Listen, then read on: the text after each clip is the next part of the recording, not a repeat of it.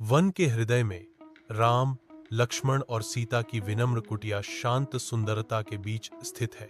सीता धूप की गर्मी में बैठी, उनके निर्वासन में शांति का एक क्षण।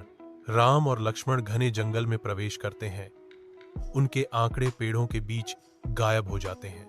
जंगल प्रकृति के रहस्य फुसफुसाता है, उनके निर्वासन के जीवन के लिए एक सुरम्य पृष्ठभूमि। वन के हृदय में एक मृगतृष्णा जीवन में चमकती है। मारीच एक सुनहरे हिरण के रूप में लिपटा हुआ प्रकट होता है। उसकी भ्रामक सुंदरता चमकती है क्योंकि वह सावधानी से एकांतवास के करीब आता है। प्रकृति के आकर्षण का तमाशा।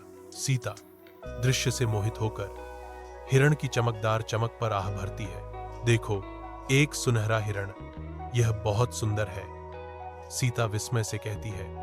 उसकी आवाज आश्चर्य से भरी हुई है। उसकी इच्छा जागती है, विनती करती है, कृपया इसे मेरे लिए पकड़ो।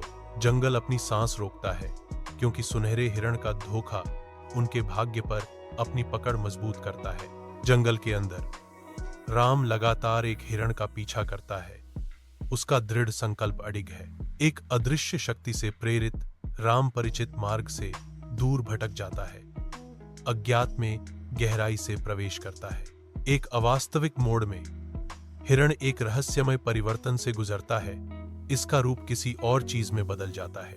राम अचानक रुक जाता है। उसकी खोज निलंबित हो जाती है क्योंकि वह आश्चर्यजनक रूपांतरण का गवाह बनता है। राम के सामने नामुमकिन होने पर एक उभरती हुई अनुभूति छा जाती है। यह कोई साधारण हिरण नहीं है, राम फुसफुसाते हैं। उनकी आवाज विस्मय और अविश्वास से भरी हुई है। अचानक एक भयानक बदलाव में रावण का असली रूप फूट पड़ता है। उसकी भयावह उपस्थिति शांत जंगल पर हावी हो जाती है। रावण सीता को पकड़ लेता है। उसका जोरदार पकड़ उसे अपने अशुभ रथ की ओर खींचती है। सीता संघर्ष करती है। उसकी आंखें दहशत से चौड़ी हो जाती हैं क्योंकि उसे रथ में धकेला जाता है। रथ के पहिए घूमते हैं, धूल उड़ाते हैं क्योंकि रावण घोड़ों को चाबुक मारता है, लंका की ओर भागता है। राम, लक्ष्मण, मेरी मदद करो। सीता की निराशा भरी चीखें पेड़ों में गूंजती हैं। हवा में खोई हुई एक गुहार। सीता के चेहरे पर निराशा उभर आती है क्योंकि रथ दूर चला जाता है। उसकी आखिरी उम्मीदें गायब होते जंगल के साथ धुंधली पड़ जाती हैं।